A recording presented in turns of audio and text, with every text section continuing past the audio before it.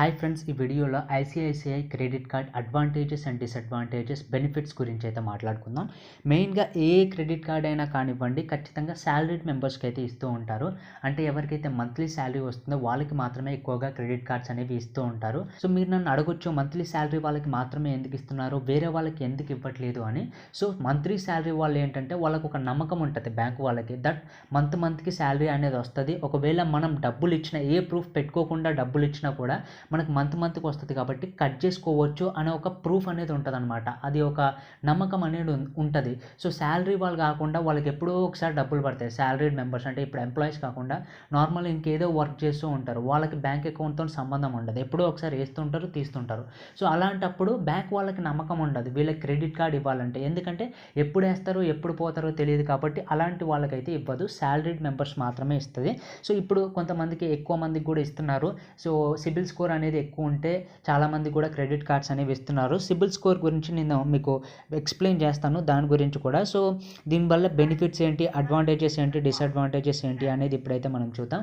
First advantage వచ్చేసరికి మనం ఏ వస్తువునైనా ఈఎంఐలో కొనొచ్చు అనమాట. ఇప్పుడు ఫ్లిప్కార్ట్లో మనకి ఏదైనా వస్తువు ఉంది, ఒక 70,000 పెట్టి ఒక మొబైల్ కొనాలనుకుంటున్నారు. సో అప్పుడు మీరు ఎమ్మటే 70,000 ఏదైనా ఆఫర్ ఉందనుకోండి, ఎమ్మటే 70,000 మీ దగ్గర ఉండవు.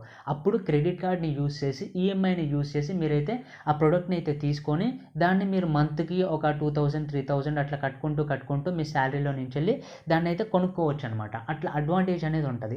అండ్ ఇంకొక సెకండ్ అడ్వాంటేజ్ ఏంటంటే, ఫ్లిప్కార్ట్, అమెజాన్ ఇవనేవి సేల్స్ రన్ చేస్తూ ఉంటాయి. దసరా సేల్, దివాళీ సేల్ అని. ఈ దసరా దివాళీ సేల్స్లో ఏంటంటే హ్యూజ్ ఆఫర్స్ని ప్రకటిస్తాయి అనమాట క్రెడిట్ కార్డ్స్ మీద. లైక్ ఈ 40,000 మొబైల్ తీసుకుంటే దీంట్లో 4,000 డిస్కౌంట్ ఉంటుంది క్రెడిట్ కార్డ్ మీద, ఎస్బీఐ క్రెడిట్ కార్డ్ మీద, ఐసిఐసిఐ క్రెడిట్ కార్డ్ మీద అని ఇట్లా డిస్కౌంట్స్ అనేవి ప్రకటిస్తాయి అనమాట. సో ఇట్లా మనం క్రెడిట్ కార్డ్ తీసుకొని దాంతో పర్చేస్ చేసినప్పుడు మనకు ఆ డిస్కౌంట్ అనేది వస్తుంది.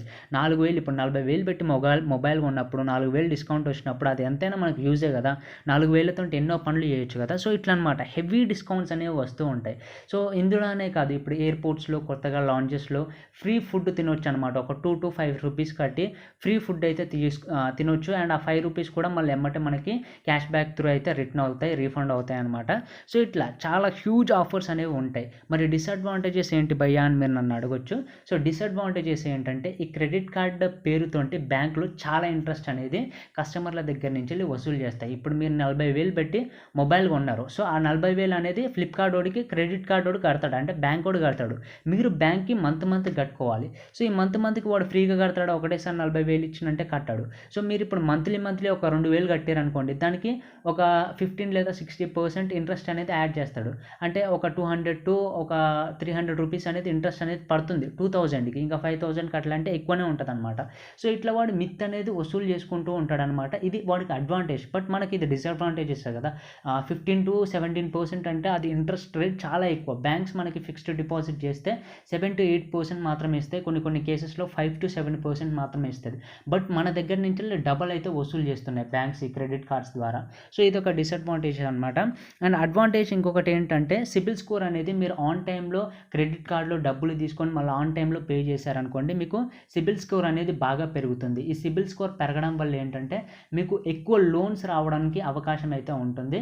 సో మీరు ఎలాంటి భయపడాల్సిన అవసరం లేదు. ఇప్పుడు సిబిల్ స్కోర్ ఎక్కువ ఉంటే మీకు ఎక్కువ లోన్ అనేది ఇస్తారనమాట. సో ఎంత ఎక్కువ లోన్ అయినా ఇచ్చేస్తారు డైరెక్ట్. కొన్నిసార్లు ప్రూఫ్స్ పెట్టుకోకుండా కూడా చిన్న లోన్స్ అనేవి ఇచ్చేస్తారు. సో అంత పవర్ఫుల్ అనమాట సిబిల్ స్కోర్ అనేది. సో ఈ సిబిల్ స్కోర్ అనేది ఎక్కువగా పెరుగుతుంది మీరు క్రెడిట్ కార్డ్ని పర్ఫెక్ట్గా యూస్ చేసుకోగలిగితే. ఈ వీడియో కనుక మీకు యూస్ఫుల్ అయినట్లయితే లైక్ చేయండి, షేర్ చేయండి. ఇలాంటి మరెన్నో వీడియోస్ కోసం మన ఛానల్ని సబ్స్క్రైబ్ చేయండి. థ్యాంక్ యూ అండ్ జై హింద్.